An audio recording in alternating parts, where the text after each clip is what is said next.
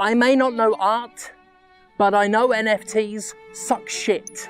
Hi everyone, I'm James Stephanie Sterling, tits, and I'm here to talk once again about NFTs, but this is not like our previous coverage. In fact, I hope this might be the last NFT video I have to do in a while, because it seems to me that NFT discussion has largely dropped off the face of the very planet that NFTs were destroying. After all, why invest in NFTs when you could invest in the Jimquisition at patreon.com/Jimquisition?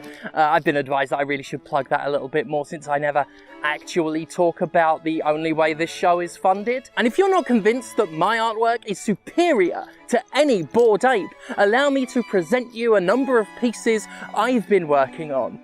While I've been here at the Yorkshire Sculpture Park, I produced 2 of my own original pieces, and I literally did draw them on a bench over there, sort of covering it with my arm.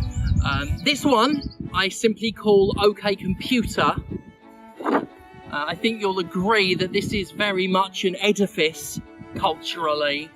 Very, very proud of this one. And this second one, which I'm just so proud of, I call the White Album. Now you tell me that's not better than any Bored Ape you've seen. This one isn't bored.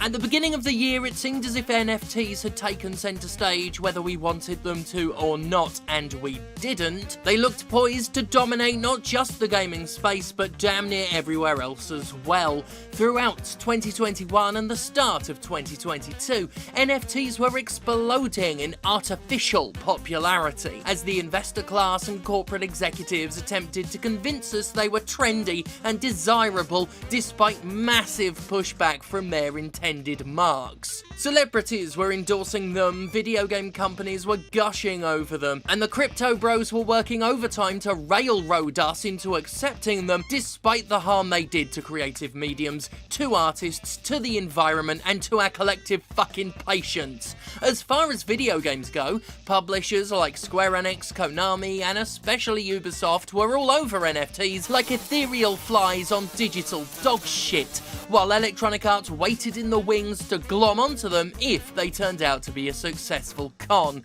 Even the animated corpse of Atari notoriously got in on the act, promoting NFT loot boxes in one truly abhorrent display. Meanwhile, full-time con artists like Peter Molyneux couldn't wait to get in on the latest scam, because people like Peter Molyneux are, let's be honest, shameless, dishonest, underhanded exploiters of goodwill who have managed to maintain a career through lies and empty promises off the backs of workers whose honest labour is undermined and reputationally damaged by an egotist who couldn't tell the truth if his dick depended on it. Peter Molyneux is a lying fucking twat is what I'm saying.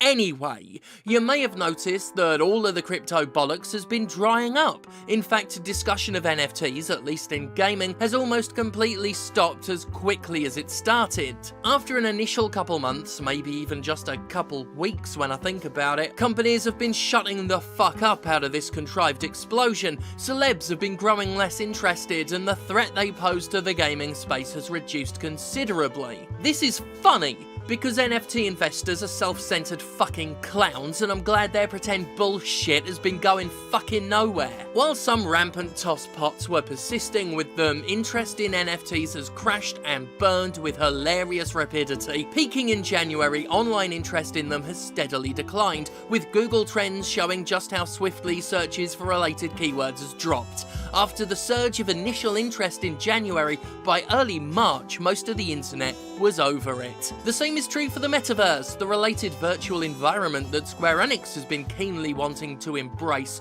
The metaverse, essentially an attempt by capitalists to exploit us virtually at the same pace they exploit us physically, is truly a case of money for nothing. It's virtual sales for the sake of virtual sales. Digital real estate, except none of it's fucking real. As far as it pertains to gaming, it appears as if the big push for NFTs is over and done with, as what companies have mostly managed to achieve is harm to their own reputation, and very little else. Piss off back to whatever galaxy you're from! 'Cause if not, me, Drake, are gonna beat you down. We're gonna take a picture and we're gonna turn it into an NFT. Oh, fuck you! That's a joke. In the course of my career, I have been a coward, a liar, a thief, and a cheat. But I know NFT, which in your case must stand for nasty fucking toy. Let's start with a company that still promotes and protects sex abusers without any pushback from the community, Ubisoft. Knowing a thing or two about exploitation and predation, Ubisoft seemed to think that gamers would be easy victims for the crypto grift, heavily investing in the space and wasting very little time in pushing its own NFT bullshit named Quartz.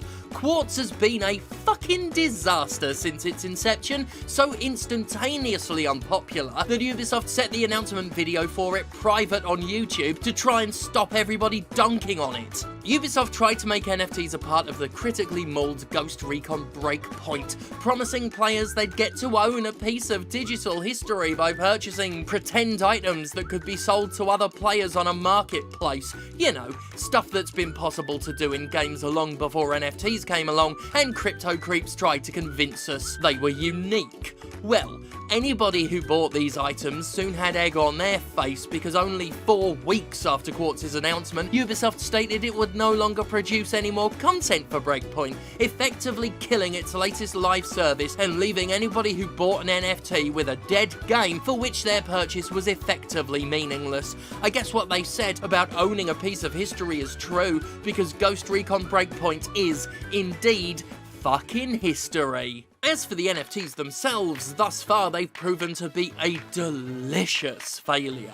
Last December, following the Quartz announcement, it was reported that only 15 NFTs had been purchased over a matter of weeks. The longer-term performance isn't much better. Ars Technica notes that after minting thousands of Quartz digits, in 120 days, Ubisoft only saw 96 sales on authorized marketplaces. So, to recap, Ubisoft announced NFTs for a game it killed shortly after announcement. It was mocked and criticised en masse in the process, and it couldn't even sell 100 of the thousands of virtual shit it had produced. In doing so, it discredited its own promises by offering players ownership in a game that it didn't even intend to keep supporting. Despite this stunning defeat, Ubisoft is committed to continuing the NFT push, presumably because Ubisoft's leadership has never been keen on taking no for an answer.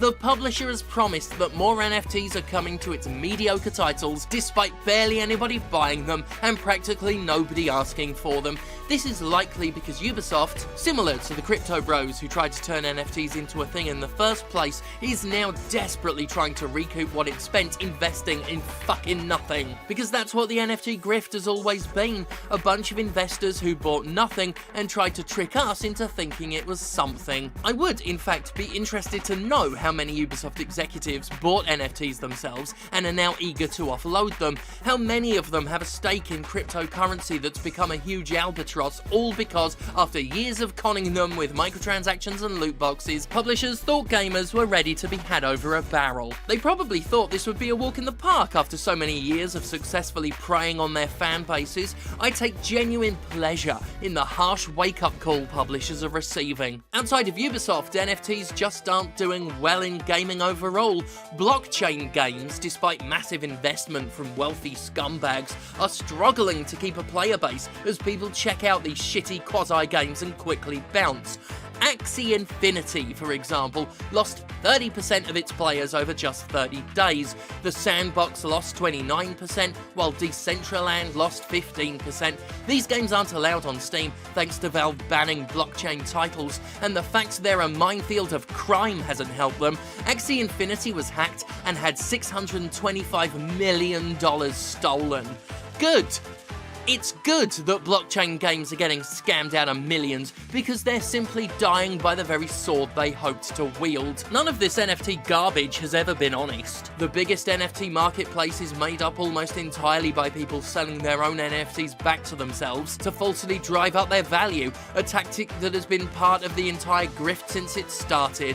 It's by far one of the most masturbatory economies in human history, which is fitting, considering how it attracted so many fucking wankers. Meanwhile, studios that attempt to get in on NFTs continue to be bullied out of doing so. Team 17 was one of the last high-profile companies to try and fail after attempting to sell utterly hideous Worms NFTs and defending its studio partners to such a degree that they uniformly condemned the action.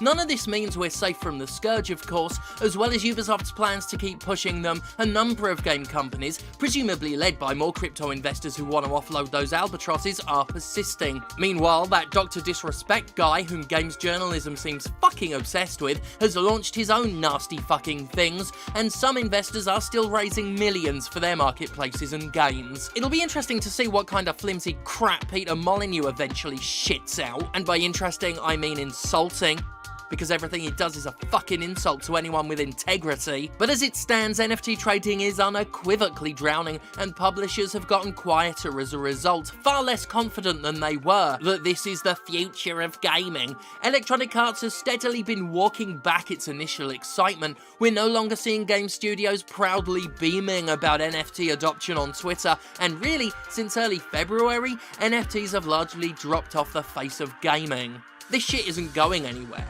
The investor class was frenziedly trying to brute force NFTs into becoming a thing, and there's no way they'll just let this go quietly. They needed us to be easy marks to reap the rewards of this huge con, and they're no doubt looking at ways of repackaging it and trying again as we speak. But as of right now, NFTs are failing to be anywhere near the victorious racket game publishers hoped they would be. The gaming community may have fallen for a lot of rip-offs over the years, but NFTs have not been one of them.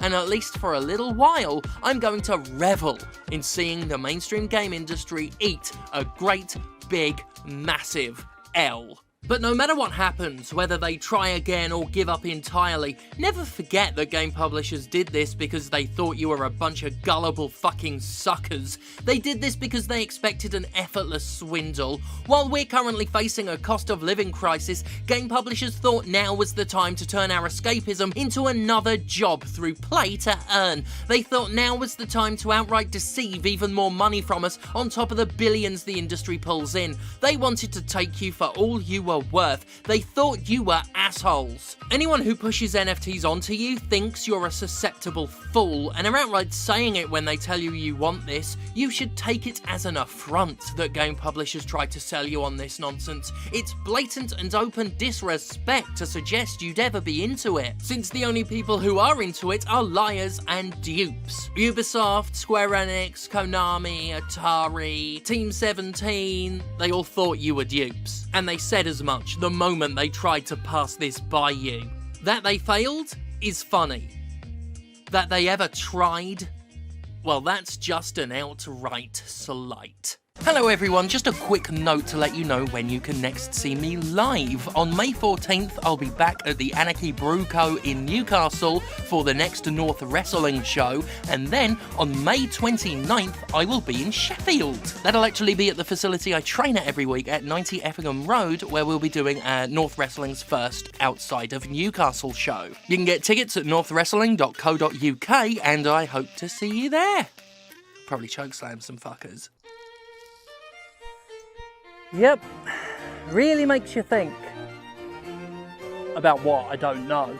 But luckily, for a while anyway, I think we can all be done thinking about NFTs, those nasty, nasty fucking things. Thank God for that, in fact, and thank God for me.